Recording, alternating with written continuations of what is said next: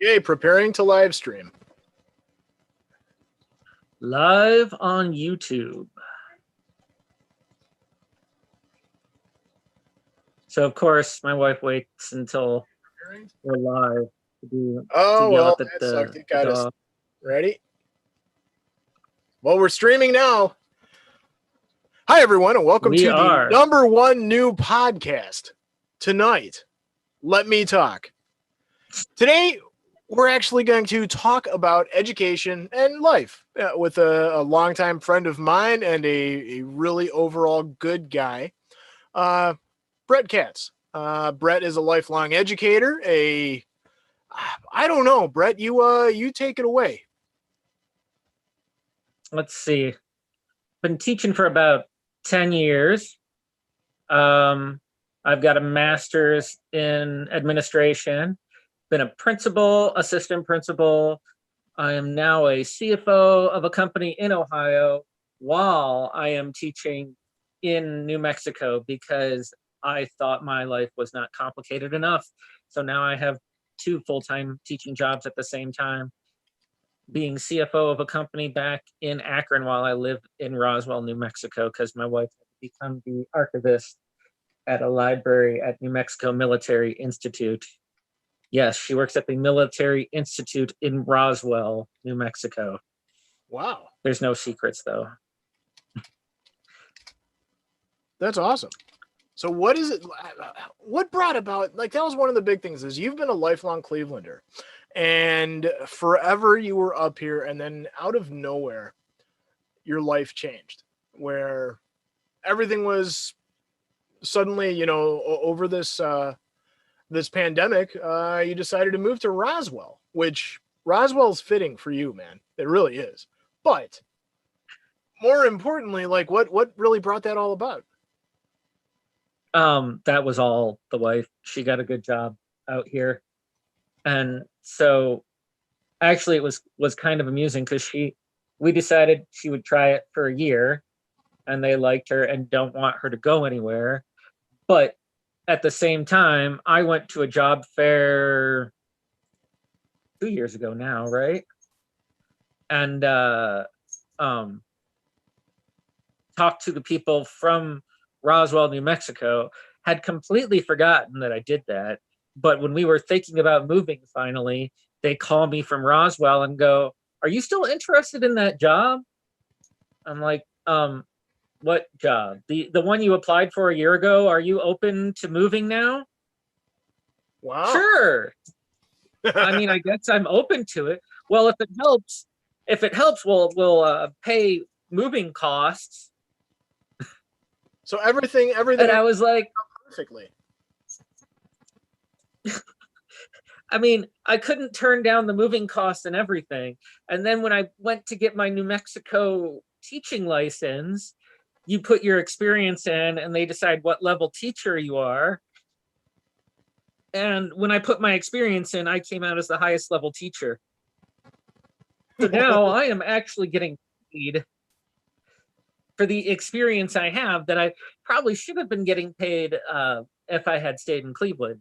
Well, congratulations. And that's one of the big things. I guess let's go a little bit about your history, because one of the things that really, over the years, surprised a lot of people, but at the same time didn't, is that you really are a lifelong educator. You've always been somebody who's had interest in, and not just educating anyone, like you really work with special needs kids for the most part. And that's always something I've really admired about you, is just that's a whole different level of dedication. I mean, to me, working with special ed was just made sense because they were the ones, especially ones with behavior. It's like she makes the dogs bark as soon as I start a Zoom. That's okay. We don't have sound effects yet, so we'll go with the dog. But like it just made sense to me to work with the kids with behavior handicaps because they're the ones that are forgotten about in the classroom or just blamed for everything. And that was me in school. Mhm. I was blamed for everything just by being in the room. And I remember the kids I started working with, I would go take them to an assembly and it would start going crazy and kids were jumping all over the place. And they would look at me and go, can you get your kids out of here? It's kind of crazy. And I'd look at these kids jumping around and fighting, and I looked at my kids back and forth.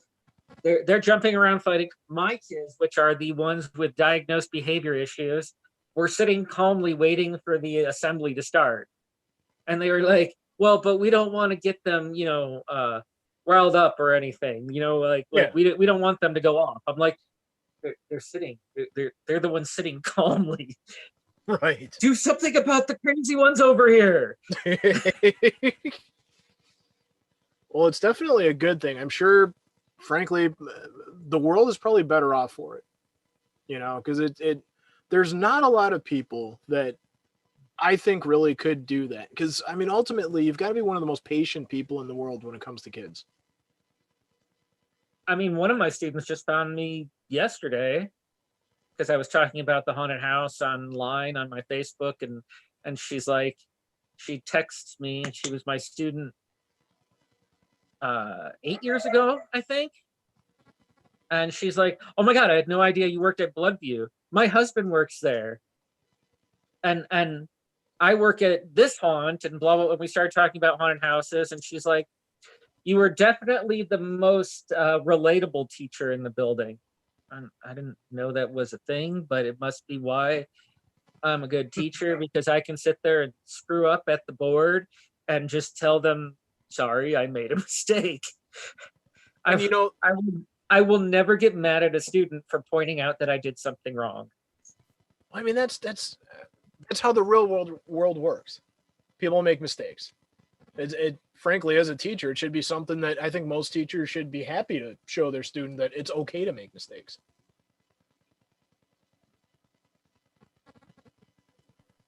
Sorry, the wife she's determined to be. And I think she's trying to sneak the cat on camera too. I mean, she can come in. Oh, look at that little one. Look at that. It's a family affair. That's so awesome. That's the little one that you were telling me turned on the heater, huh? Yes. Because it's you step on it to turn it on. Okay. And she figured out to climb on top of it and turn on the heater. That is awesome. And this is the corgi. Nice. Hi, corgi. Her name is Lily. Hi, Lily. Which has gotten really weird because I have a student named Lily too. Mm-hmm. Who seems to be, I haven't figured out if she was insulted or not, that I dared to name my dog after her when I didn't even know who she was at the time. Nice. Well, now and I wanted to name the dog Ein. Well, now we've talked a little about what made you decide to go into education. I guess let's talk a little bit about early life, because I know there was a lot of challenges with early on. In fact, I remember one of the issues you had with Cleveland Public was, I think it was because of a failed levy, something along those lines. You were one of the people that was let go and it turned into a big mess, or what was the... Oh, no, I had nothing to do with the levy when they let me go. Oh, it wasn't? So then what caused that then? Because I know it wasn't just you, it was a number of teachers that were suddenly let go. I mean, I was let go from Cleveland twice. The first time I was let go, I won my job back, which is why I think I got on the list of bitter, we're going to get him out of here. Because the first time I was let go, the principal at the school I was at did not like me because she said there's no way I could relate to my students because I was white. And so what do I think I'm doing trying to be a role model to them? And then I had one of my students attack me in the hallway because he was angry, but he calmed down right afterwards. But the principal heard about it and decided to send me home. and it took months for me to get my job back and prove that I had nothing to do with it. And the only proof they were using that they were trying to prove that I attacked my student on purpose, when I knew, like, I kept saying, I'm not mad at my student for throwing a punch at me. He was angry. I just wanted to, he was angry about other things. Well, but you restrained him. Well, yeah, because he threw a punch at me. And what are you supposed to do? You didn't try to punch him. You tried to restrain him. You're supposed to apparently just let them hit you. They actually used me as an example in trainings until I got my job back. Wow. Of what you're supposed to do, because otherwise you could lose your job. And well, then I'm curious. On that, what is then the training? What are you supposed to do in a situation where a student tries to hit you? Stand there and take it. And that's it. Otherwise, you can lose your job in Cleveland Public. Yep. You're supposed to do nothing. Like, because even when I got my job back and proved that I did not maliciously attack my student, that he was just angry. Uh-huh. The proof they tried to use, which was really funny, was in the video. It looked like I calmly walked back into the classroom after restraining him and went back to teaching. And I was like, what is that evidence of? Well, and the legal person was like, if I had to restrain a kid, I wouldn't be calm afterwards. And I just looked at her, I was like, that's why you don't work with these kids. Yeah. If I went back in the classroom hyped, I would have zero control. Right. It's so funny to me. It's occasionally I'll see that meme that goes around that says, calm is a superpower. But unfortunately, to most people who really aren't calm, it actually is. Which is so strange to me because, you just got to find your zen. I don't know how else to put it. Because if there's a purpose that you have, if there's something that you need to do, that's where your focus has to be, regardless of what just happened for the most part.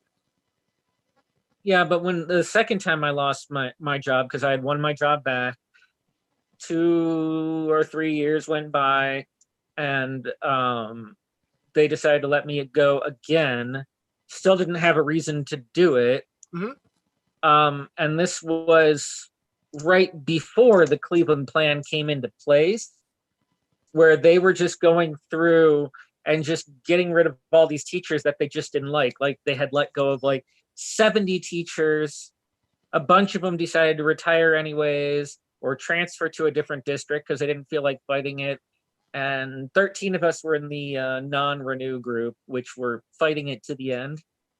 And we took it to the school board. The school board didn't listen to us at all. They kind of just went through the motions of what you're supposed to do to keep your job. Like, you have a hearing with your principal. And when I had my hearing with the principal said, no, your hearing was me writing this paper out. That counted as your hearing. I'm like, no, that's not how things work. You're supposed to look at, because my evaluation, and I was the only one of the non-renews that had that, but my evaluation said I was a skilled teacher. The rest of the principals were smart enough, I guess, to say that they weren't skilled. But everything in my stuff said I was skilled. I have all the paperwork. I was actually doing extra stuff because I was doing my principal internship that day. So I was doing all these extra things for the principal, and even coming up with a positive behavior supports system, which had never been used. And when I was doing the program and teaching it to other teachers, they were getting mad that I would dare to suggest that you reward the good behavior and ignore the bad behavior. I had a guy stand up and go, you can't ignore kids. And I'm like, I'm not ignoring the kids. I'm ignoring the bad behavior. And then I had another teacher stand up and go, yeah, it's like when I trained my puppy, which did not help at all. No. You want to treat the kids like dogs? No, that's not what I'm saying. It's the wrong perspective altogether. But I didn't even find out why I was non-renewed. Like, they put me through all of these not these procedures, but wouldn't tell me why I was even recommended for non-renewal.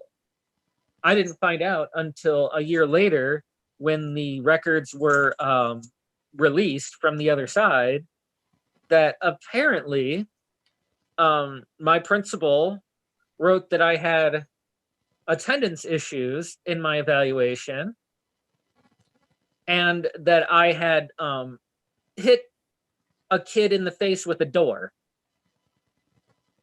What? And I was just like, the incident she was talking about was the bell rang and I closed the door. And then the kid came and started pounding on the door. And I said, no, the bell rang. Go get a pass. That was that incident. Wow. And the incident of me being late, which happened one time because I was writing up a kid for yelling at me in class. So I showed up late to my next period where I was co-teaching. And this happened to be the period that she was also being observed, which they weren't even supposed to observe her in that class because this was an extra class that she had picked up because they didn't schedule a teacher for it. Wow. They thought they would hire somebody for it. So she decided, because they begged her, that she would cover that class. So it wasn't even one of the classes she taught. Yeah. But they decided to observe her, and then they use this as evidence against me that I am always late to class because of this one time that they came to observe her and I wasn't there. I'm like, but you weren't even observing me. You were observing her in the classroom. You know what's always been crazy to me is the stories that I've had from you that really show that there's a whole, in a way, kind of a political mess. Oh, yeah. It just involves being a teacher and trying to educate kids. And it's one of the things I think I want to just ask you your thoughts on in the future later on in this is there's going to be a levy going on with Cleveland. And I know you're no longer Cleveland anymore and whatever, but I don't think something that, like with what you've just described, I don't think some situations that are like that deserve more money. I think situations like that need to be rooted out first. That's just my thoughts on it. That's why I'm my mindset of an outside person is to vote against this upcoming levy. But I don't know. I'm not, it's my knowledge of what goes on with education circles usually comes from you. You probably don't want to go by your experience. But you're also mine is not normal. He's got more of a normal experience in education than I do. Because, like, I have lots of teacher friends that don't go through what I go through. And even teacher friends that work in Cleveland that I still talk to that get amazed. I don't know. I come in the building and they think I'm trying to steal their jobs. Well, I mean, you are kind of, I mean, not to toot your own horn, but look, it's so funny. Back when we first met and we started hanging out and everything, God, we're almost at the point where it's probably coming up on 30 years now, man. Don't say that shit. I mean, we got old. Well, look at all the gray I have now. I know, exactly. When I met you. No, it's just, it's part of life, man. But I was playing an awesome vampire character. Exactly. And I mean, maybe that's because that's one of the reasons why I think you're so interesting is because with your whole focus on that, the rest of your life, even how we met has absolutely nothing to do with teaching kids. It's just about social experience. I mean, you were an East Side kid. I was a West Side kid, but I don't know, talk a little about the rest of your stuff. I mean, if you think about it, even like the vampire game we were in, you remember that whole conspiracy about the vampire game at Origins that year that I came and helped them out with and stayed with somebody that was running it, and then somebody tried saying I stole their club clothes at the end of it.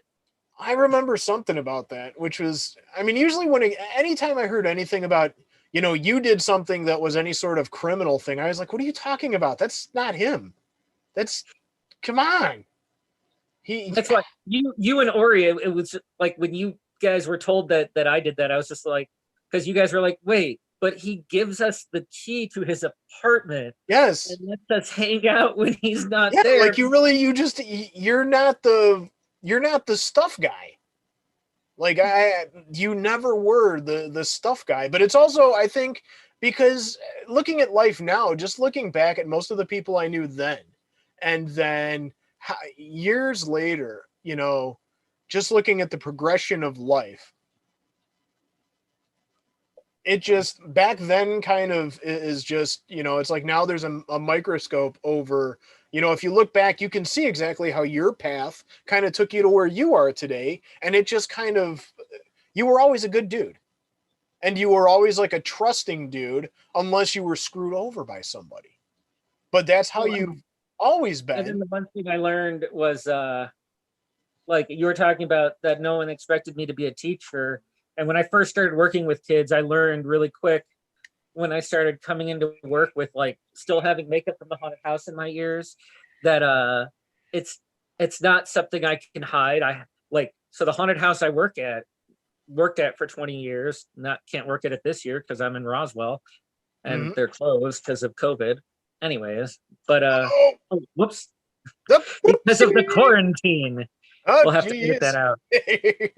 I think I'll have to I'll play around with this will be my first attempt at editing just to see what happens. Either that or I'll just leave this up. We can drop the bombs the entire show and just see if like a month or two down the road suddenly I get hey, look, you weren't supposed to say this then. And then you can talk about how you were censored. Yes. By YouTube. I was censored by YouTube. So much more advertising for that. Oh my God. It's crazy. But yeah, our haunted house is closed this year because of quarantine.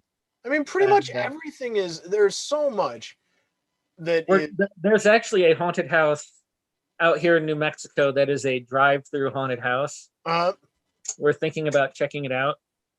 That might be fun, except, I mean, if you think about it, there's no fear element to that, really. Well, my daughter is kind of terrified of haunts in general. Oh, okay. My older daughter worked at the haunted house last year. Nice. She loved it. Nice. But my younger daughter won't even go into spirit.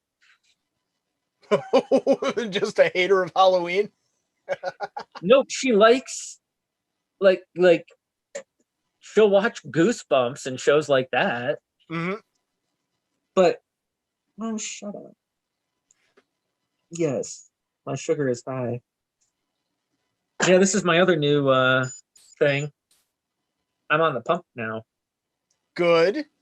I mean, we've talked about that before, and like just the change that it's made for my wife with everything that has went on with her. But it's been amazing with getting her better regulated, so to speak.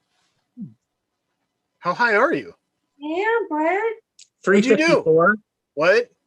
354. Oh, geez. Yeah, that's pretty high. Give yourself some coverage. Damn it. Get moving. I do like having this very convenient thing all the time. You can just like type in a few things and you can raise your bolus and whatnot, and you're good to go for a while. Look, he knows the word bolus. I know. You're so smart. How long has my wife been diabetic? She was trying to teach you things when you first found out. Come on. I didn't really believe I was diabetic, though. They said I was too young to get it. Didn't run in my family. My wife said that? No, the doctor said that. Oh, well, the doctor's full of shit. My wife's had it since she was, what, 16? She's type 1, though, right? Yeah. Yeah, well, you are now, too. They don't know. They're going to test me again. They thought that's why insulin wasn't working on me right, because I'm actually type 1, not type 2. But my doctor wasn't sure. And now I'm here, so I never got tested. Well, now, I mean, now that you're down in Roswell, you should be able to get like an alien pancreas and all will be fixed. And if not alien, definitely cow parts. Yeah. Plenty of cow. Is there a lot of farmland down there? This is all cow country. Oh my God. And there's a depending on the time of week, there's a smell in the air. Because the cows go to auction once a week, every week, and the What? whole town, the whole town will just be this overwhelming smell of just cow sweat and manure, and it's very strong, and it comes from the north end of town and it works its way down. Oh, hell. Yeah, you get used to it.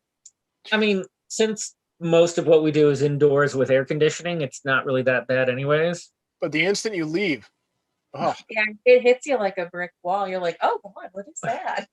Luckily, there's not much to do outdoors right now either. So, mhm. although they're trying to ignore the testing and everything out here, even though I think they just found 40 confirmed things, 40 new cases. 40 new cases. And then the next time that Don't say the name.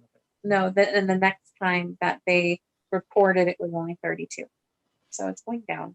For Like originally, they connected it all to like this one family that had just gone to Disney World. They were the first 5 cases in the county. so Ohio just broke the record all time. What? There was like 1,800 today. Jeez. And we're over here complaining about 30. I know. Yes. Like Well, our school started opening back up because like the rule to opening your school back up in New Mexico is you have to have less than 8 cases per day. Okay. It's a percentage. You have to be under 5% of reported cases. Yeah, that's 8 cases per day. But it depends on how many cases are reported. But yeah, so there's some. You with the librarians, they have all the facts. Because there's some that don't have any cases in New Mexico, and then you have the areas by the reservations. Mhm. That's where all the cases are. Now, what do you think about how the education system's been handling this? Well, actually, a bigger question, even one of the things that's always my head hurts because of it is, Betsy DeVos, What? that woman. Oh, her. I mean, she is. I know her background just because of some experience with folks in network marketing circles, and I mean, she is the first lady of Amway, basically. The first lady of the first lady of pyramid schemes. All right. That's who our education secretary is right now. So how has anything that she's done actually personally affected you? Not that I've noticed. I think there's stuff going on with that. They're trying to push charter schools and homeschooling and things like that, because I believe, at least in Ohio, they made it a lot easier to they changed it so that it used to be a window where you had to like declare you were in a homeschool or switch to a charter school in these certain dates, or you got no money or something like that. Okay. And they changed it now where you can switch at any time for any reason, which made it really good for the charter school I was working at, or I am still technically working at in CFO. It made it really good for us because it makes it a lot easier for kids that want to get out of the regular district to come to our school. And we get a lot of kids at our school that switched out of their school because they were picked on a lot. Mm-hmm. So they come to a school for kids that are like that. Wow. and parents just pull them. What's that? Parents just pull them out of their regular school, and now they can do it at any time, which is kind of neat. Well, that's cool. So how does it work now where you are and you're the CFO of a charter school up here?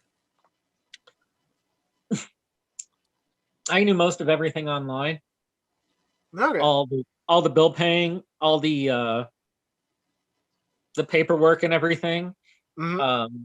What used to be really difficult to get parent signatures and you to chase them around and everything. Now you send them an email, Yeah. and they sign it electronically. Yeah, you can do a DocuSign or whatever, and it's so much easier. Yeah. Well, and then they make it all easier to do electronically right now anyways, because of what's going on in the world. Mm-hmm. So I can keep doing almost everything electronically. And then we have like Class Dojo where I send messages to parents every day. And I've been putting a lesson a day up there because technically when they are homeschooled, we're only responsible for so many hours per month that we can charge for. So I think it's like 15 to 20 hours per month that we charge for. Okay. So that basically is equivalent to one lesson a day because each lesson Half hour. conceivably could take an hour. Oh, okay. Depending on what it is. Well, but I would say if they were working on it at home, it would take them an hour. And then and I have my phone. I've got the online program, and I showed them how to do like online classes and things like that. Mm-hmm. I gave them a link to that.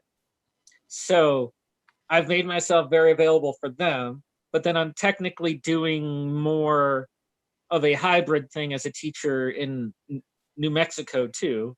Nice. So I've got 2 full-time teaching jobs, which is great. Hey, right now is the right time for it because I mean, at least the one you don't have to leave the house for, and the other one you do leave the house for, but you're still doing a lot of it online. Or are you teaching a classroom full of kids these days? I actually volunteered to come into the building for my kiddos at in Roswell because a lot of them weren't even understanding how to get to the online classes. So now for my kids with learning disabilities, I come into the building 2 days a week. I should have put up more of a fight because, technically as a diabetic, I'm at you're high risk. I'm high risk. It's really amazing to me that one of the other teachers in the building will come into the building and stand in the hallway outside the classroom and go, I'm not coming in there. There were kids in there. I was just like, you do know they walk through that doorway too. Yeah. Standing out in the hallway does not change your exposure to them, but a lot of this is also showing that you're being careful instead of actually being careful. Mm-hmm. if you're dramatic about it enough, yeah, then people know you're serious. I get that, and it's so the biggest challenge for me with all of this right now is that they're still learning so many things. Right. And it's I wonder if there's I ordered myself a one of those stuffed animal viruses. If you've seen them, I got all of the pandemics from the past few years. Nice. The COVID, the SARS, and all that, so that I can show people in my classroom. I'm going to put them in glass jars and show them that I control the viruses. Nice. Look, they're all right there. You're the new CDC. Right. Well, the first one I got, I didn't even know they existed, but one of the schools I got, I found it in a storage thing, and it was mono. I still have it. And when I found it, I put it on my desk, and I was having fun throwing it at students going, I gave you mono. Hey, look, I get. And then I was like, wait, probably shouldn't be saying that. You guys, I don't want you kids going home and saying your teacher gave you mono. Just, and you wonder why they find you a challenge. I'm sorry, man. Sometimes you are, if there was ever the 80s sitcom with a teacher that was always like the I do things in a really strange way, but I also really take care of your kids and all of that stuff. Like that would in a way be you. I mean, you think there's a problem showing Penn and Teller's bullshit as educational material? I mean, look, I went to Cleveland Public, okay? There was an Andrew Dice Clay hour-long special that was one of my classes. What was it? It was a sub was in, and you got to. This was the one that always drove me nuts. Was you get a sub, and then they put on a movie, and for every point, or you got a point for every note that you took about the movie. That's how I did it. Yeah, and so hey, well, guess what? You made it real easy for guys like me. Because I was this kid who was just like, all right, I just pull out like 5 or 6 notebook sheets of paper and just start writing and just numbers. And next thing you know, it's like, hey, 150 points from something they expected to give like 20 from. But I did exactly what was asked of me, so I got them. It was wild. But I mean, it's just one of those things where, you know, what do you think Yeah, makes I found out that I don't really do things the right way in the classroom at all. Like the one school I worked at, they had a awards thing at the end of the year for all of the kids that were getting good grades and doing what they were supposed to. So the few kids that were eliminated from it, they had to sit in a different room and couldn't participate at all. And we're supposed to sit there doing work, which they did for like the first hour and a half to 2 hours. And eventually I rewarded them because we found a WWE versus Raw board game. And so we played that because they were both WWE fans, which is the weirdest thing because these two like thug boys that were acting all tough, and I pull out this WWE board game, which was the most complicated thing ever, where you're the manager and you pick your wrestlers, and then you pull out cards to see who wins what, and then but you can also earn money by answering the quiz questions that are on the DVD. And I was like, this is the most, I don't even think we played it right, but I had these two thug boys playing a board game for 6 hours. And they wanted to get mad at me because they were like, that was supposed to be a punishment sitting with you, right? And I'm just like, I'm sorry, I was bored.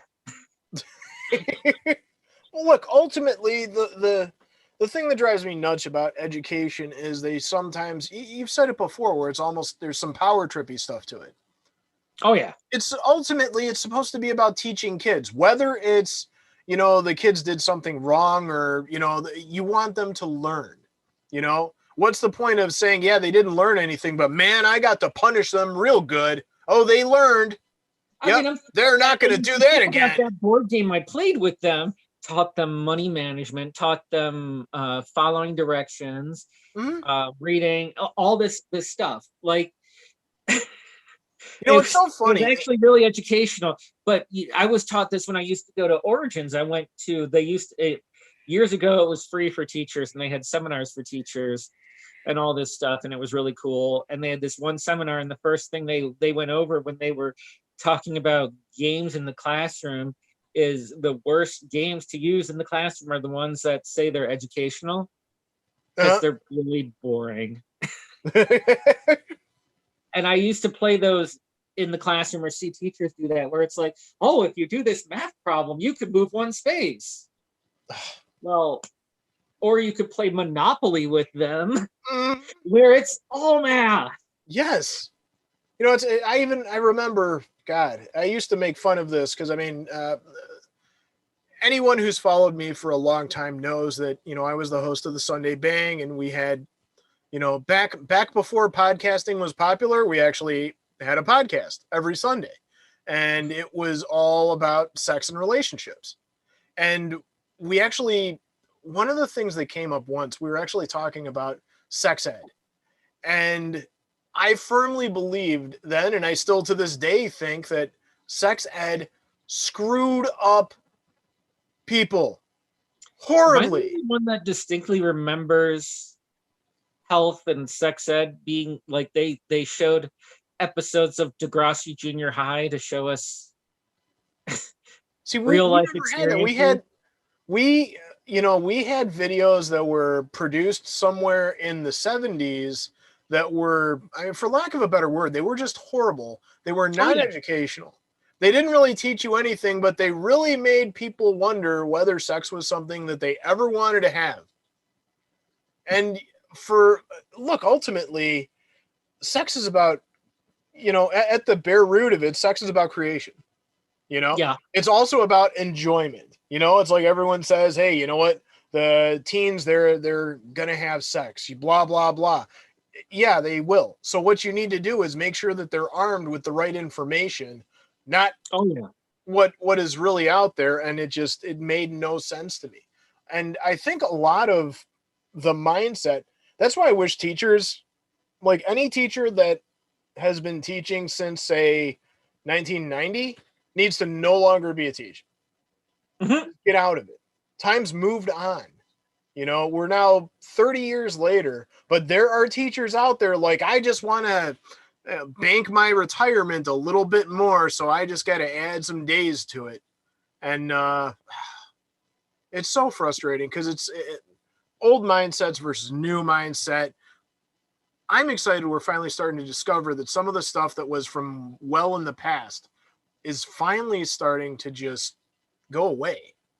Oh yeah. And I mean, one of the things that I really love about the pandemic that's going on is it's finally, a lot of what I've done over the years has all been remote work, has all been, I've always been a big internet type of person, and I've been a real proponent of, you can teach online, you can do things virtually, you can work remotely, and it's Yeah. just as effective, if not more effective. And some could even argue that it's completely inclusive, because the truth is there's a lot of people out there who get so nervous in a classroom setting, but when they're sitting in front of the introverts that are just playing games like crazy, and they're fine as long as they're in front of their computer. But I mean, it then does amaze me, like teaching through all Zoom now. It's weird because a lot of the kids don't want to talk because they think they are the center of attention as soon as they talk, because the camera, how Zoom works. yeah, it can Makes rotate the person speaker talking view. gigantic. So they don't want to be the center of attention because they might say something stupid. You can just So record it's them also a all new and hold it over mindset. their heads. Be like, I do want to figure out how to do that thing that they do on the different video things where they show Zoom and they show them like handing a pen between the screens. And it's really just a matter of timing, oh yeah, you know I don't have the patience for it. hold on a second. You're one of the people I know that's got the most patience just because of what you do. However, you don't have the patience for a Zoom thing. Only because I don't really care enough to try. You'd love it. God. If somebody else planned it all out and said, hey, take this thing, and then it's your turn to take it and then go like that with it, I would do it in a second. But Here's a question. The whole coordinating thing, I didn't even think I would be doing as much administration as I am doing as a teacher. Like, I didn't think I would ever go into administration or being a principal or and all this stuff. Yet here you are. Where it all came from. Well, I mean, even one of the things that we were talking about for the longest time, you wanted to open your own school. I mean, you were looking at buildings and all of that. And man, I got to tell you, I wish that would have happened, because that would have been fun. That would have been so much fun. Yeah, I even researched, like, there were schools that existed in the past that ran the way that I would run a school. Mm-hmm. But it looks like the one that I really liked was in the 80s and got away with a lot of stuff because there weren't a lot of rules at that point.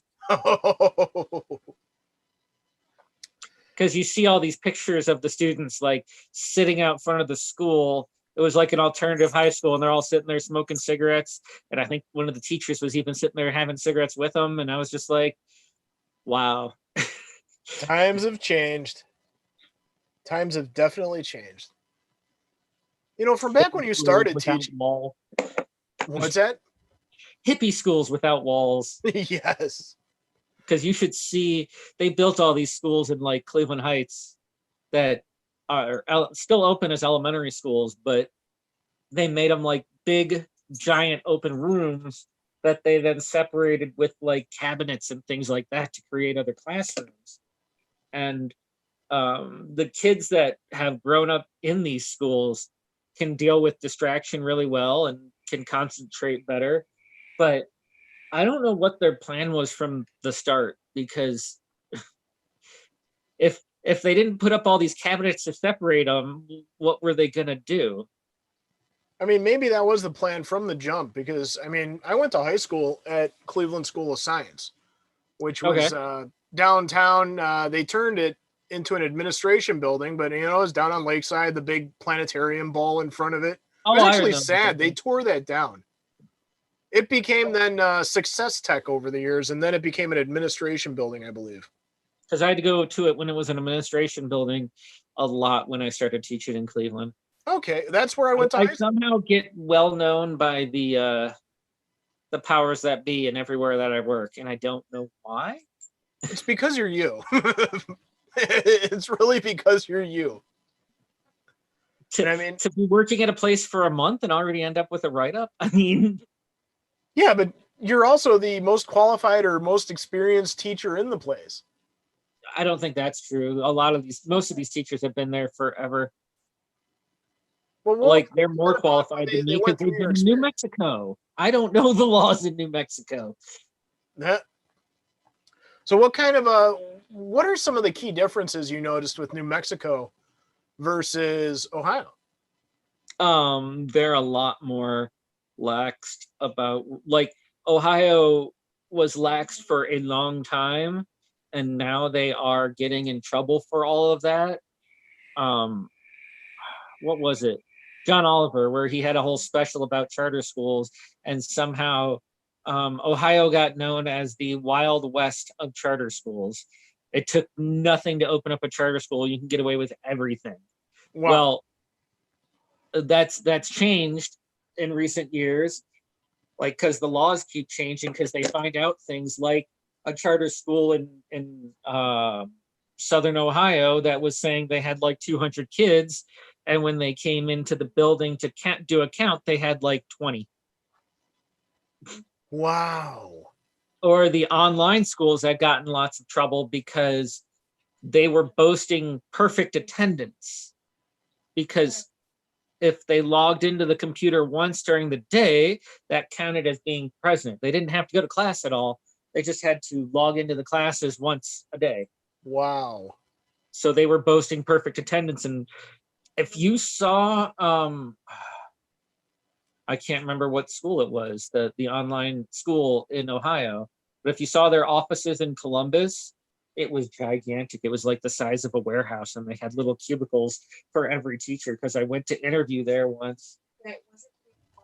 No. You were at the travel. No, that was a different school. Yeah. Being the travel teacher for one of the online schools was pretty cool too, because they hired me on a grant to find out why the kids weren't getting online to their classes. Okay. Because of the law that was coming in, where they were changing the way money was given to charter schools, where before it was based on daily attendance, they changed it to seat time, which doesn't affect a regular school at all, but really screws over a charter school, or really screws over an online school, because you have to prove all your seat time now. Oh, okay. So they changed the way the laws work. So they got a grant to hire some people to drive out and see why they weren't logging into their classes and not being able to get on the phone and everything. So I thought I was hired because I lived in the Cleveland area. I thought I was hired as the Cleveland, chaser downer. they hired me for the Columbus, southern or western Ohio area. Uh-huh. And so I got paid hourly to drive out to Columbus and go to their houses.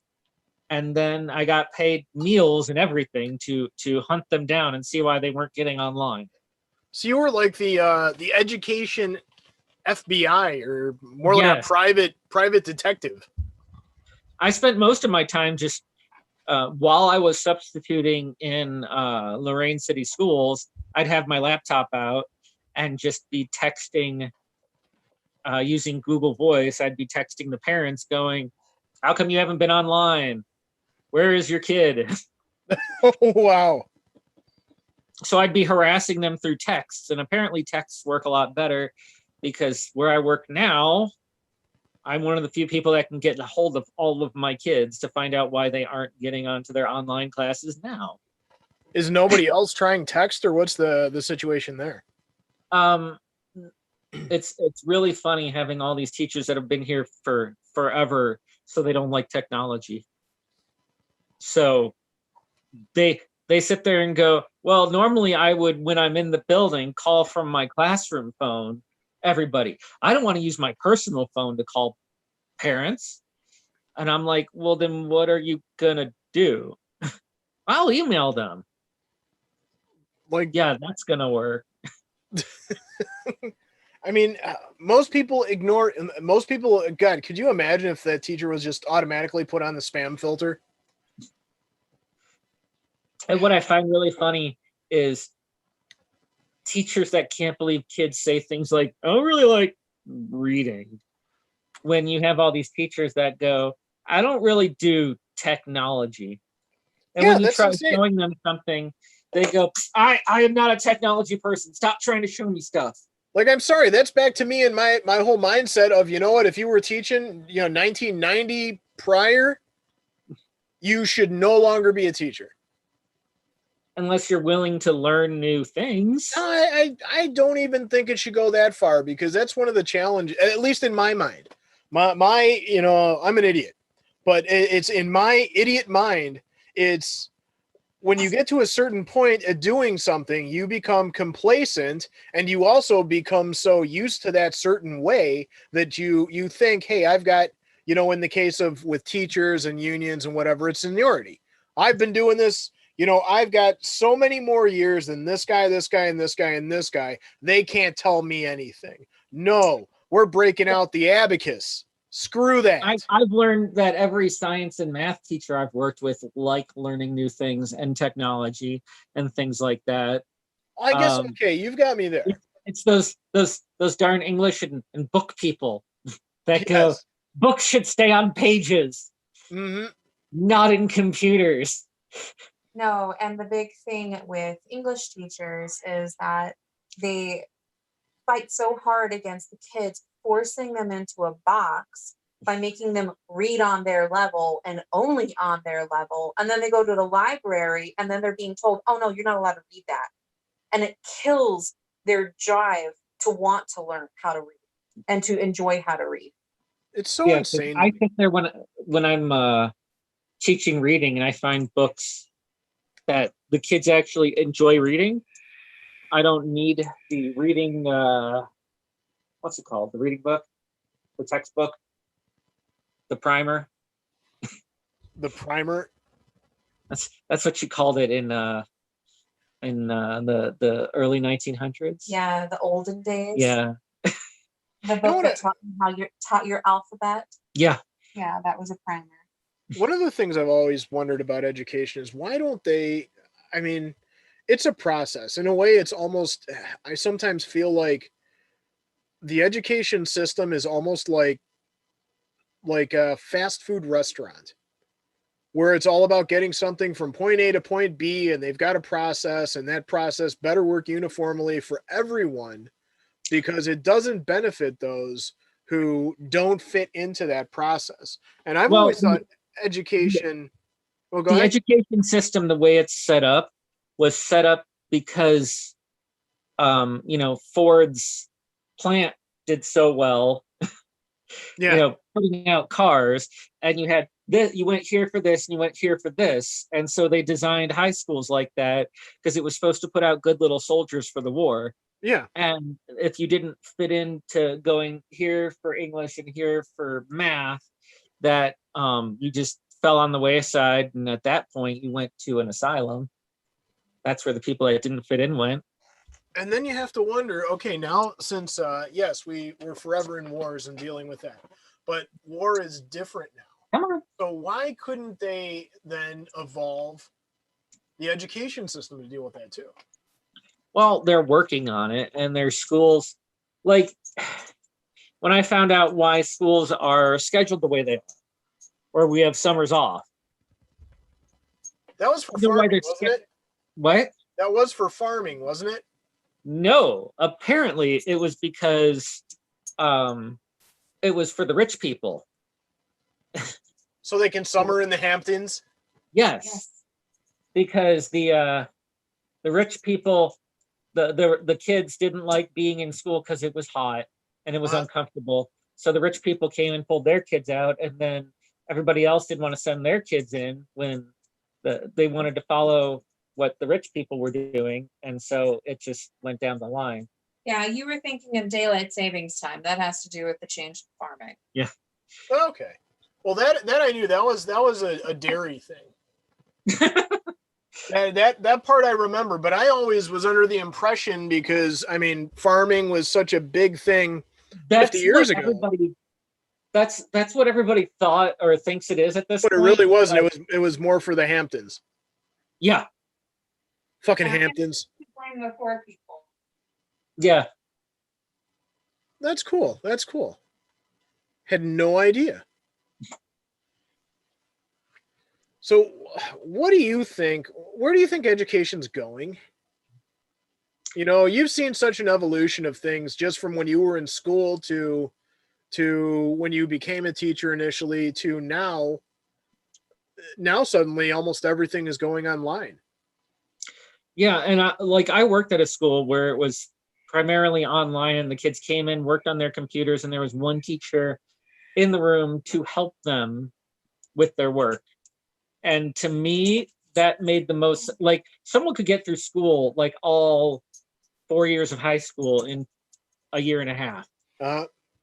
Which actually I heard some interview on or some story on NPR where they were talking about that, like if a kid can take the GED and it shows that they got all the education you need in one test and do the GED class in a month and pass it, if you could do all 4 years in a month, then why are we scheduled the way we are?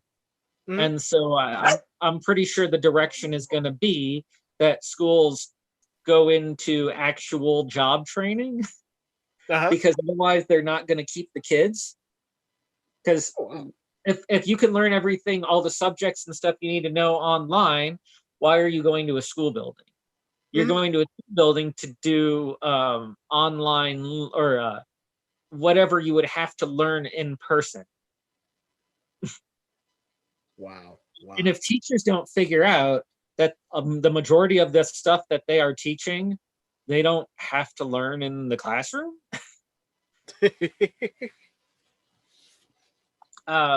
it's like you see these really good science teachers and stuff that do these like experiments that dazzle the kids and make them want to learn, and the reading teachers that go and get all these books for them that they know will interest them, and that gives them a reason to come in the building.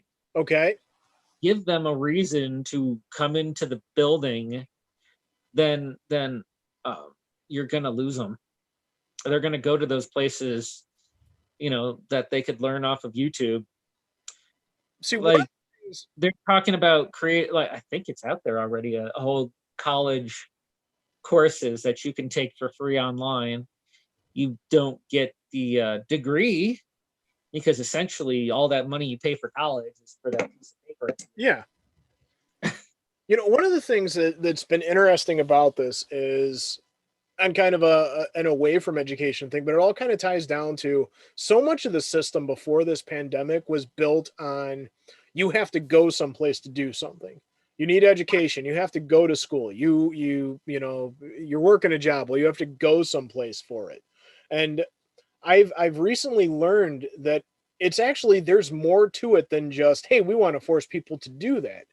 And how I learned about this is there's legislation that now the city of Cleveland is pushing, because now with so many things shut down, so many people, their companies and whatnot, moved over to doing remote, working remote. And now one of the things about your employment taxes is they're based on location. If you're Right. working for company A that's in this city, that's where you're paying your taxes to. You're paying where you live and where you work, and you less if you live and work in the same city. Well, now that remote has become such a thing, a lot of these employees have basically said, you know what, I don't want to pay taxes here, and frankly, the cities that they live in have said we don't want to contribute our tax share now, because now they're working in this city where they live, not in your city. So that employment tax should be coming to us, not to some other city. And like with Cleveland, they're so scared of this. It's been such a big thing. They're trying to introduce legislation, which I think is crazy. I understand why they want to do it, but I think it's wrong. Because if this tax is based on where you are working, then it should stay where you're working. So if people that live in Cleveland were remotely working for someplace in Solon, but now or they were working in Solon, but now they're remotely working in Cleveland, they should pay Cleveland that instead of the Solon. But if you worked at a company in Cleveland and you lived out in Solon, but now you're working remotely in Solon, you should still pay that to Solon. But Cleveland is essentially saying, yeah, we know you're not coming to our city anymore, but we still want your tax money. So you're working Probably remotely, but you worse. still have to pay us that employment tax. I can only imagine what it's like for me, and the fact that I'm in New Mexico, like, and technically working at a school in Akron too. God only knows how that works. You'll find out soon enough. You'll find out sometime next year with the accountant. Because so many things have just been so weird with, and then you look at it, and when that problem comes up to where cities are suddenly like, wait a second, we need tax money from people who aren't even coming into our city now.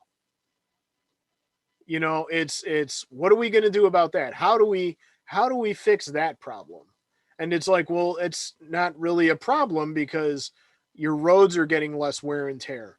Everything that would go into what that tax money is supposedly taking care of now, it's not the issue anymore. So why do you still Well, need the money? and then you're also there's also a big thing about all these phone companies and internet companies. Well, actually, I think it's the internet companies, but internet slash phone, because they're the same thing. That are trying to create legislature that names the internet as one of the needs, like housing and gas and heat Mm-hmm. and electricity. So they're trying to put internet on that list of Turning basic it needs. into a utility, basically. Yes, they want internet to be a utility, which makes sense It and would does. put the internet in a completely different category for especially all these companies, because they would be guaranteed money. I wonder if that's why they're trying to fight to break all the monopolies of the tech companies. I mean, it makes sense that it does. It's there's one thing's for sure. Things are changing, things are evolving, They did a and 4-year study to find out that the tech companies were giant, large, and in charge of everything. It took them 4 years to figure that out. it's like, really? Come on. And I mean, I still remember, God, 20 years ago when you were dialing up on dial-up connections to do whatever you were going to do, and just it was like 5 to 10% of the people were, hey, AOL was sending out discs to everyone in the world, Try it well for You free. should have seen the garage behind my apartment building, Uh-huh. because we made it silver shiny with all of the discs we got. We just tossed them out there on the garage behind our apartment building, and there was just all this silver back there. It was awesome. It was so wild. And it's and now it's and well, you'd argue with people like, no, I'd always, just look, you've got to get used to this stuff. You've got to learn about this stuff because this really is the way of the future. This is the way it's going. Communication is it's going to be handled this way because it makes more sense. It's more efficient. And I'm as still trying things are to getting teach more some of these efficient, though, teachers. everyone is like being weird about it. Everything now, things are getting more efficient because people are not having to deal with a commute. Right. When things were shut down, our carbon emissions dropped. LA was clear.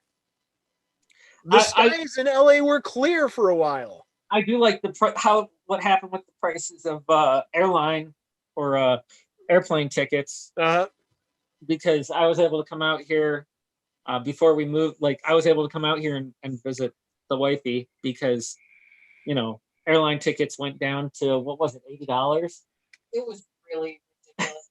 Over $800 to fly home for the holidays, and then this asshole gets to fly here for like $100. Wow. As we're looking at stuff, we're like, I wonder. And when I was going on the plane, my mother was just like, "You need to be careful. It's dangerous." And I'm just like, "How is it dangerous?" What's dangerous, the flying part or The recycled air? Oh, this is why we're probably not going to see my mother for a while, because she's afraid to go out. She was nervous enough for us to drive here from Ohio because, there's no way we knew how clean everything was between here and there. Well, right here, she's terrified to go on highways. Yeah, my mom won't drive on the highway either. So if your mom wants to fly again, let her know I still have my old asbestos gear.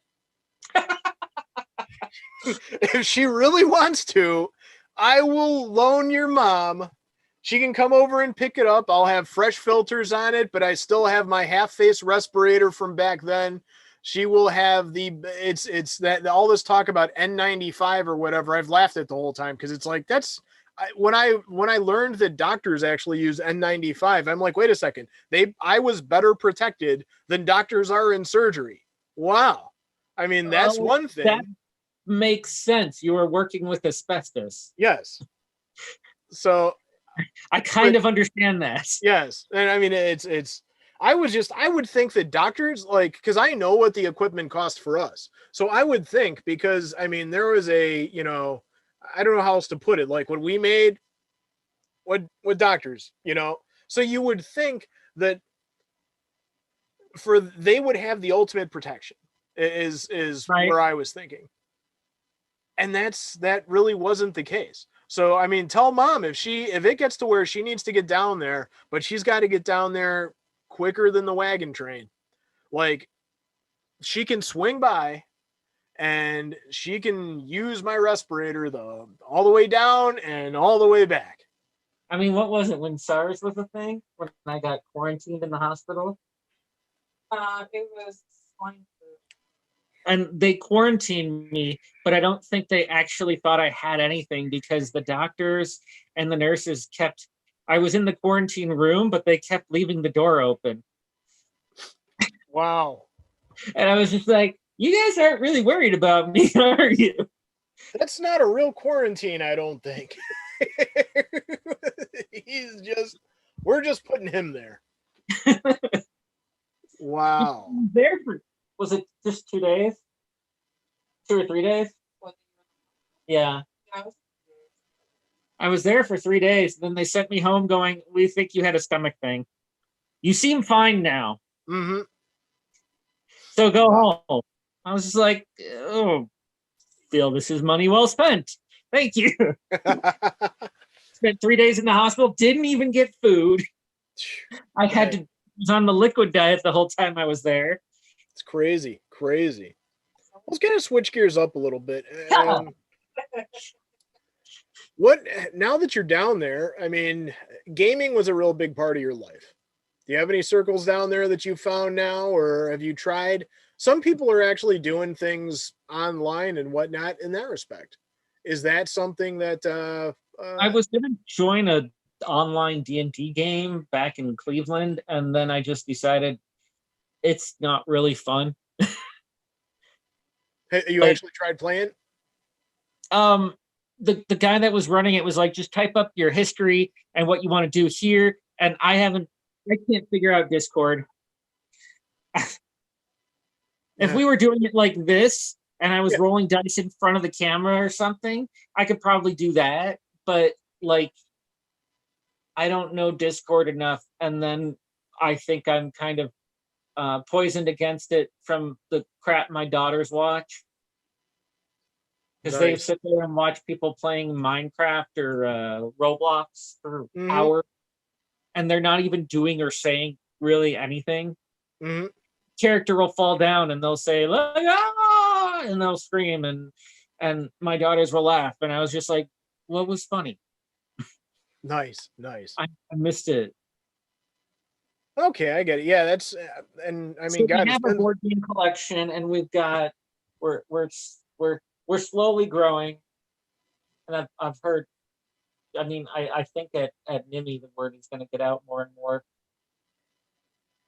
We're going to end up with more and more people coming over for board games, I think. Oh, do me a favor, tip your camera down a bit. Yeah. Well, that went from one person to three people. Ah.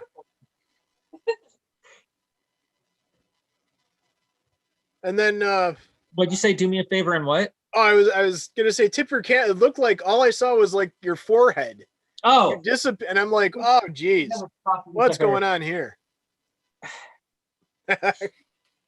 Well, I guess back onto the teaching thing. I mean, the one thing that's kind of top of mind, maybe you can give me some advice on this. And we talked about it a little bit, the whole levy situation. Like, I'm trying to understand where I understand the need to do things. You need money. But right. so we've got on the ballot, I guess 10 years ago, we had a levy that, came up and now it's finally, it needs to be renewed again. And they've decided to add something to it as well.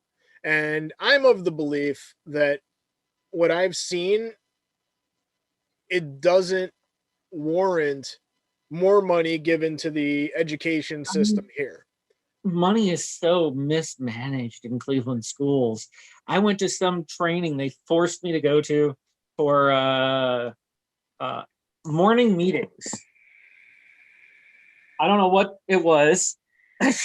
Like, it was this thing where you do getting to know you things with the kids every day, and it was supposed to be for middle school and high schoolers, but I didn't even have a first period or any time that I could be doing something like that. It's Okay. these getting to know you games that they thought we were going to play every day with them, and we're looking and going, like, there were 10 of us at this training, and it was a 4-day training. So they were paying us to go to this training, a regular pay. They were paying subs to come in. They paid for the guy to do the training out of Wisconsin or something like that. They paid his hotel bill and everything to and gave us books and all, and we put the money together, and it must have cost them like at least $30,000 to do this 4-day training that none of us were going to use. What? Like, Wow. dumb. I still have the book, or did I throw it away? Because there's so many trainings that they send us to, and none of them seem very relevant.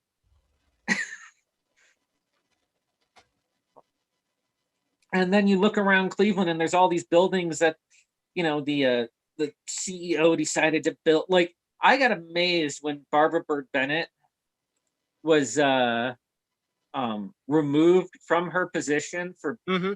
stealing money, Yeah. basically, and because of this, she ended up the CEO or superintendent of Chicago public schools. And now I think she's in prison now because of that. No, that was after the prison thing. She went to Chicago public schools and led them. Like, no, there was. This is a good credential to have. No, like, she went to Cleveland schools. You must know what you're doing. She was just arraigned a couple of years back again.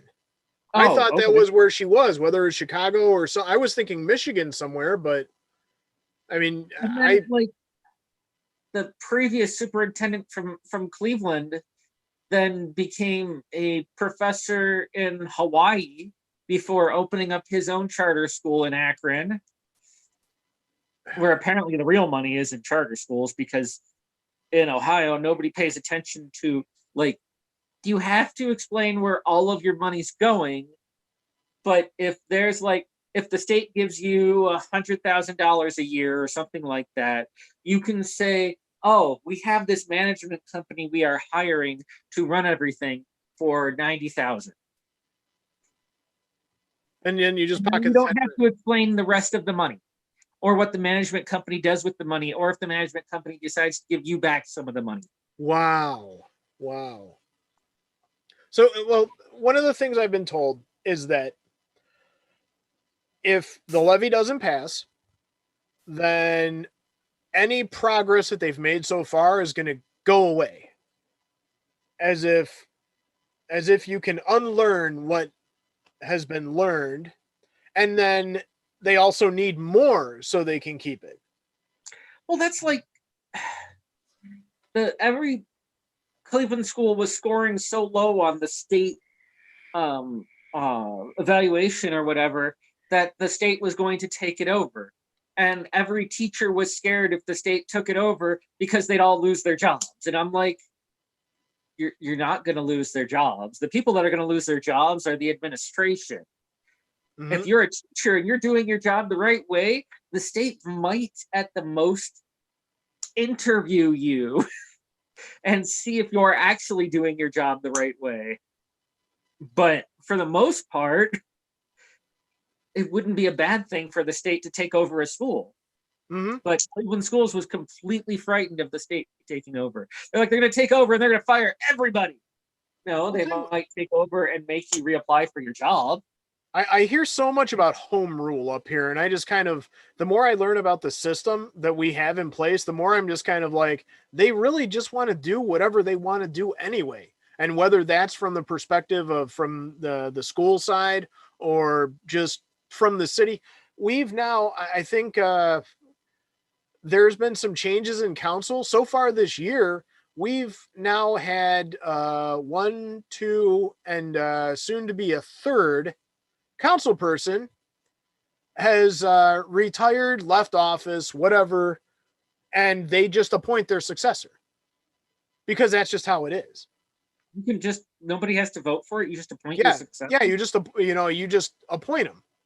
And then the thing is, because name recognition, so many of these elections up here are won by just a couple of thousand votes for each particular ward. Right. Like it, because there's the name out there, they're automatically going to get more votes. Like all these people have to do is do really well, like after they've been appointed, and not piss off anyone. So then when their name's up on the ballot, they look like they were, it's like, no, he's the sure choice. We don't know who this is. Well, we've never heard of that one, but this name, that's a name that's been out there. So then they vote him in.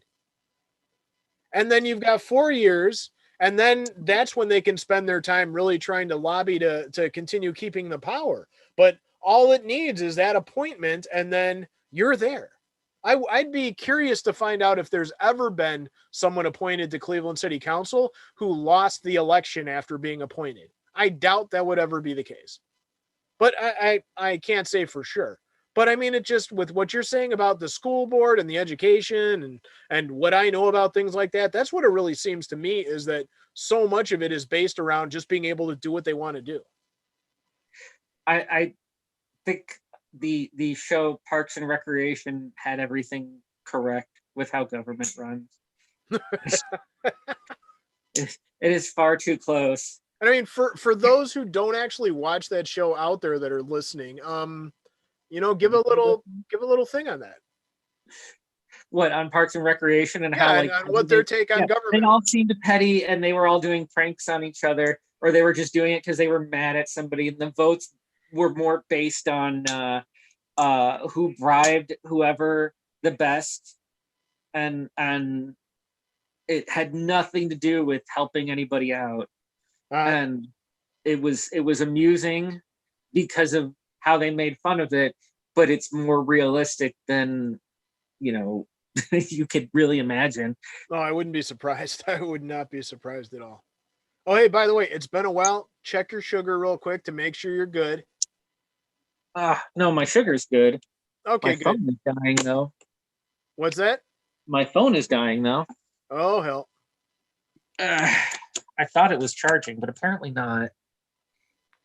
I had it plugged into the wrong place. I think my other computer was off. Oh, there we go. All right, we're good. Beautiful, beautiful. Oh no, we have a new video game to play too. Nice. So what are your plans now? What are the plans now that you're down there? Taking over that school? I don't want to take over any school. Oh, they keep I making never you principal did. and stuff. They're like, you're bad, but you need to run this thing, please. I mean, honestly, with the way turnover is in the city, I think the likelihood of me becoming an assistant principal or principal at some point is probably good, because nobody seems to stay in any position for very long. In my first week in this district, the principal of the school that I got hired at left to become head of HR, actually. Wow.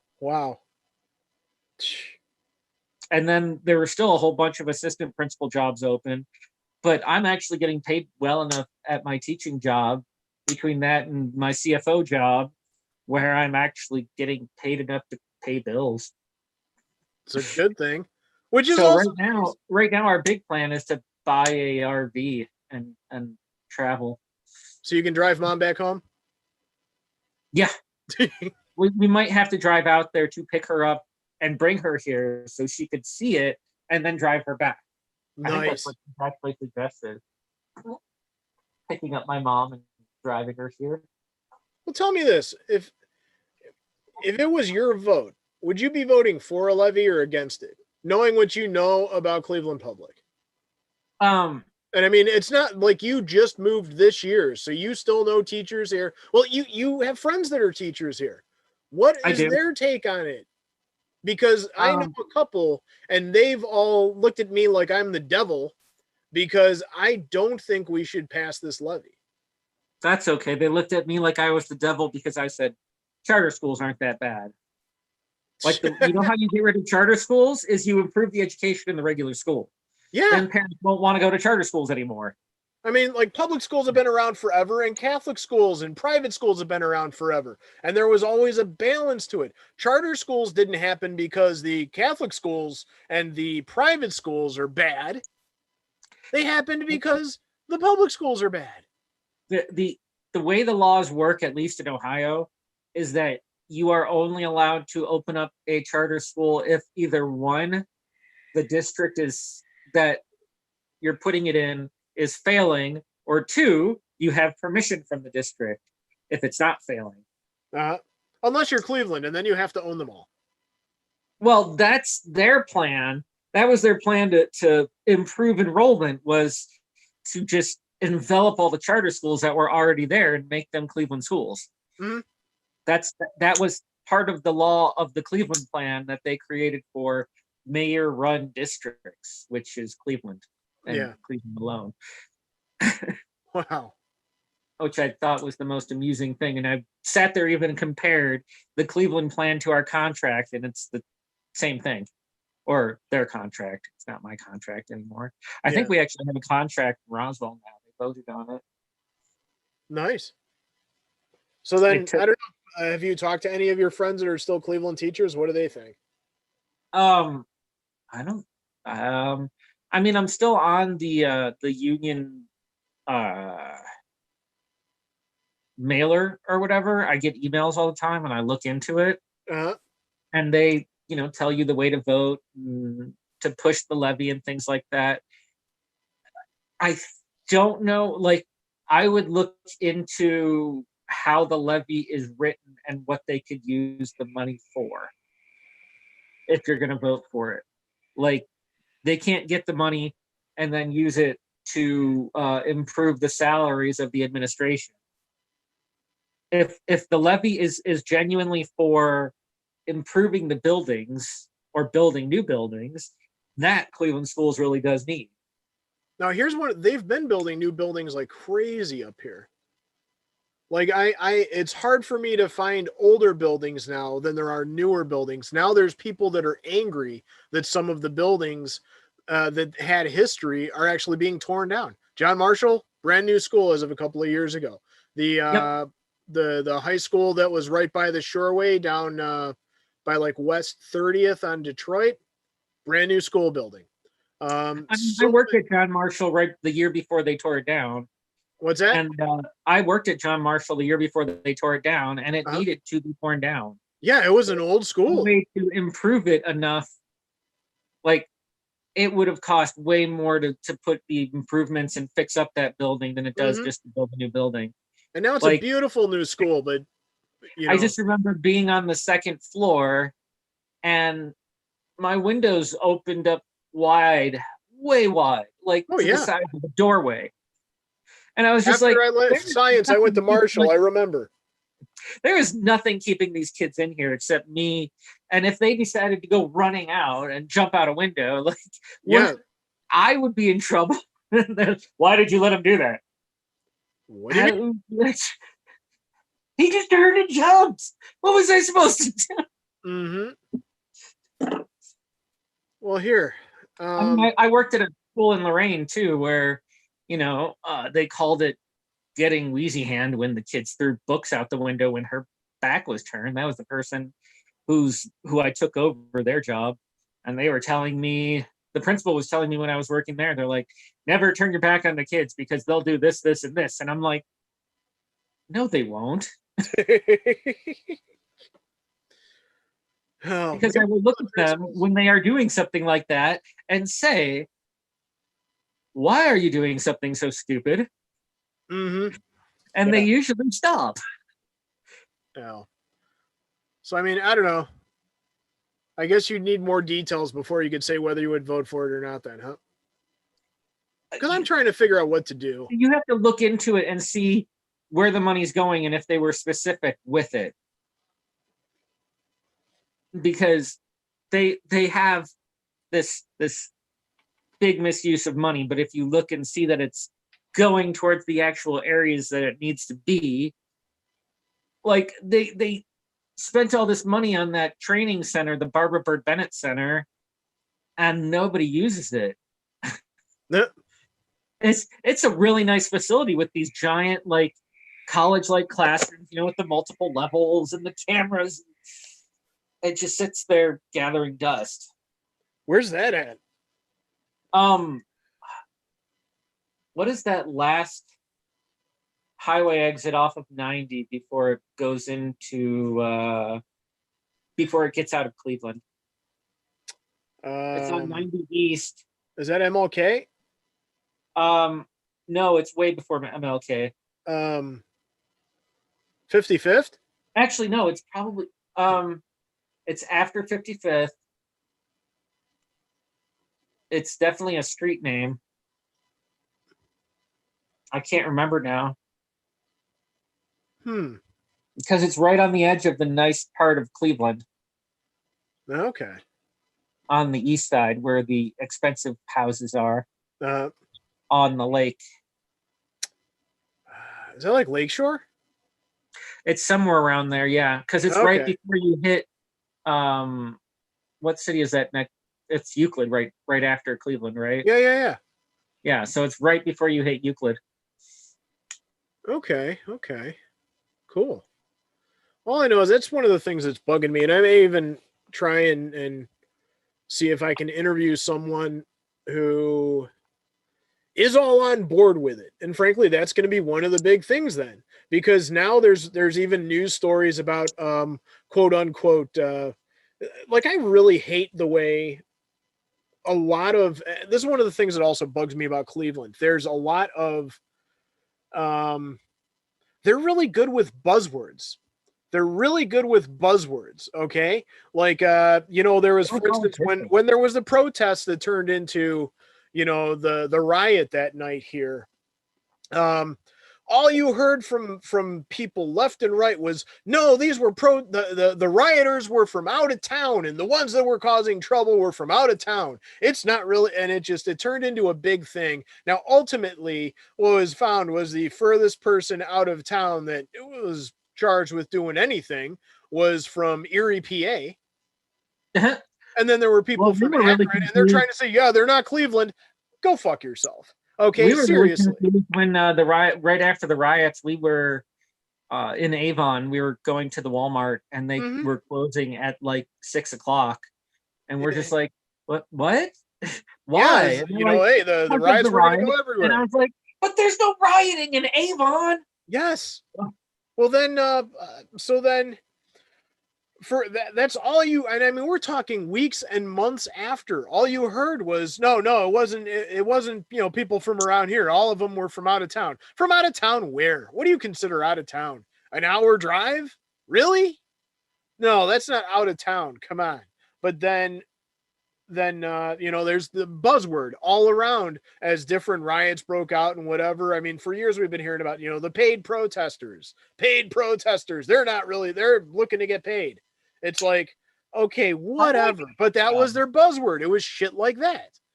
And then Where are how you that finding kind of this gets stuff? tied into How do this you get paid to be a is, protester? I mean, apparently you can.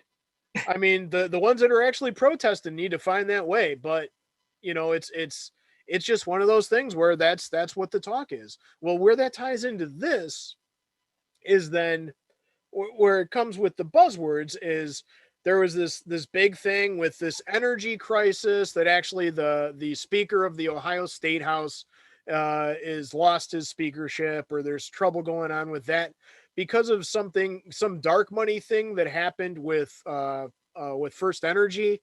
And there's been a bunch of bullshit to something that they pushed, some issue, and there was dark money going into that and dark money going into this, and it The caused hell this is whole dark big money? illegal thing. Well, The hell is dark money? now that there's this big push for this levy, there's news stories about dark money going in to vote against the levy, to get people to vote against the levy. Dark money. What the hell is going on here? It makes no sense to me.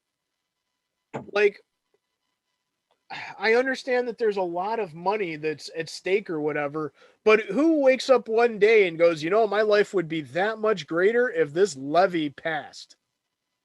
I would be able to get extra bribes if I made this levy pass. Well, If the money the is way all, it as really you were works saying, it makes is, sense if it's detailed as to where it's supposed to go. I mean, what you'll probably find is there's a lot of rumors spread around about people that are going to lose their jobs because there's not enough money to pay them, because they need money from the levy and all this other stuff. And you're going to find rumors about all this stuff that people enjoy that's suddenly going to have to stop because of the levy, or because the levy won't pass. Mm-hmm. I mean, I can understand a lot of things that might, because of the quarantine, there might be a lot of businesses that are hurting. Oh yeah. There's you've been gone, but I'm sure you're familiar with the bomb squadron, the 100th bomb group by the airport. No.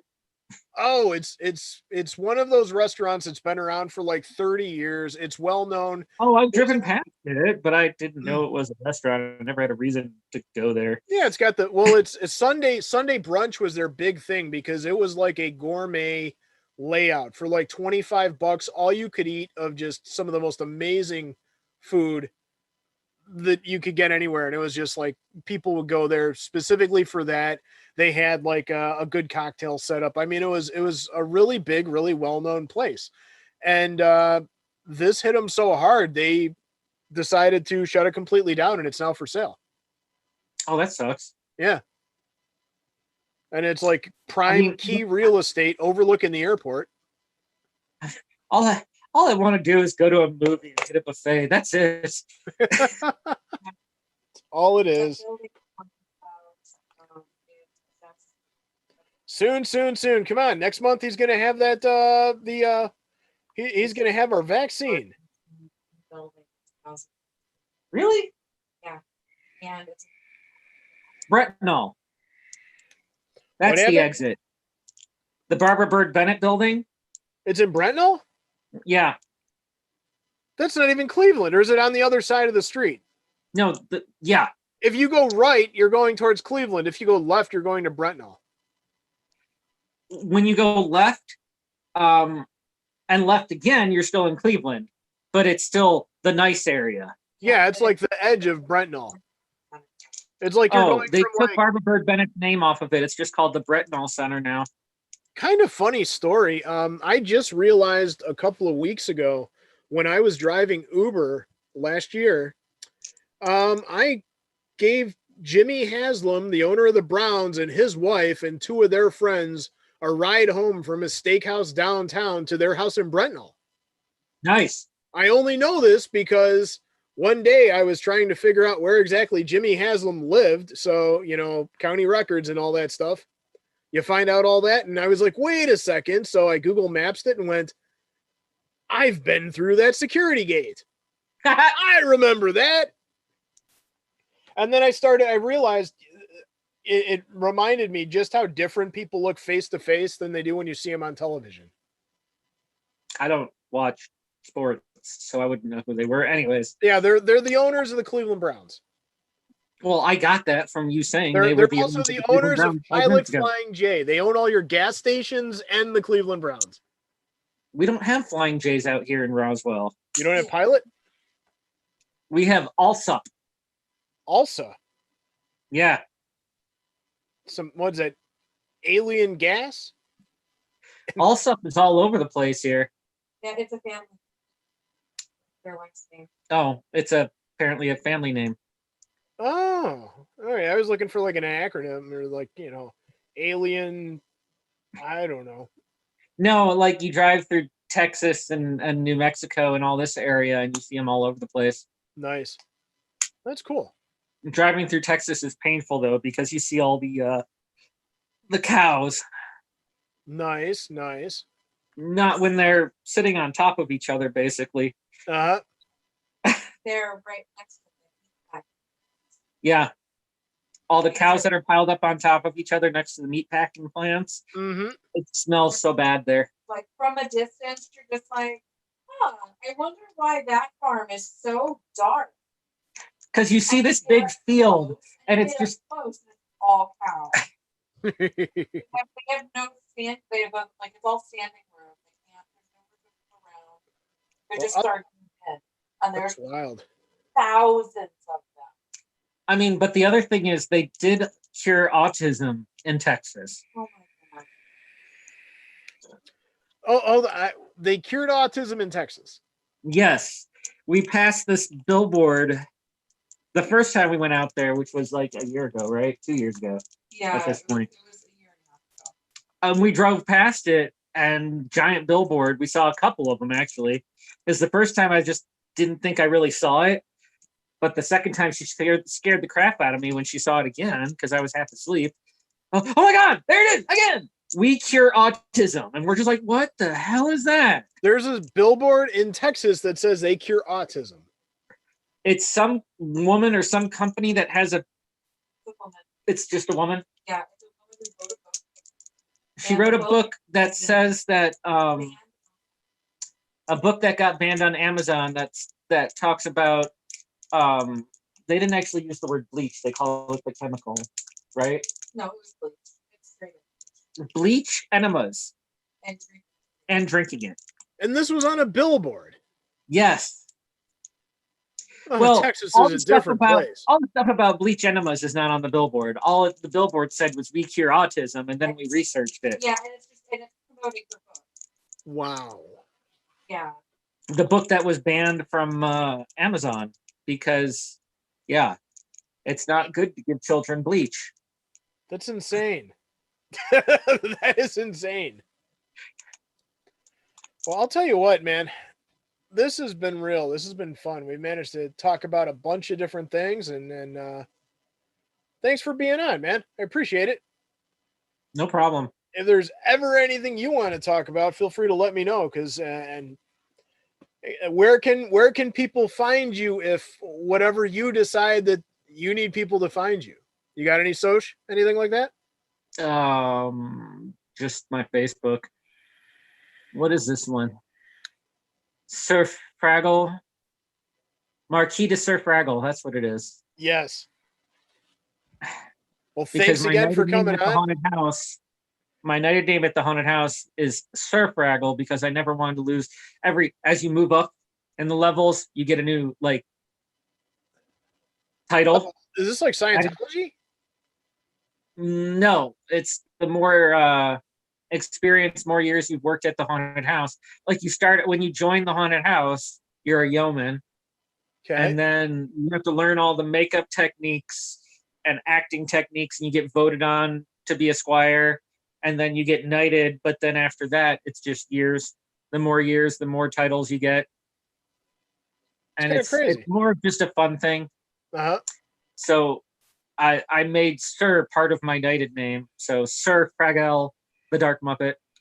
And then so I am now Marquis de Sir Fraggle, the Dark Muppet, because I didn't want to lose the Sir part. So I made it part of my name. That's awesome.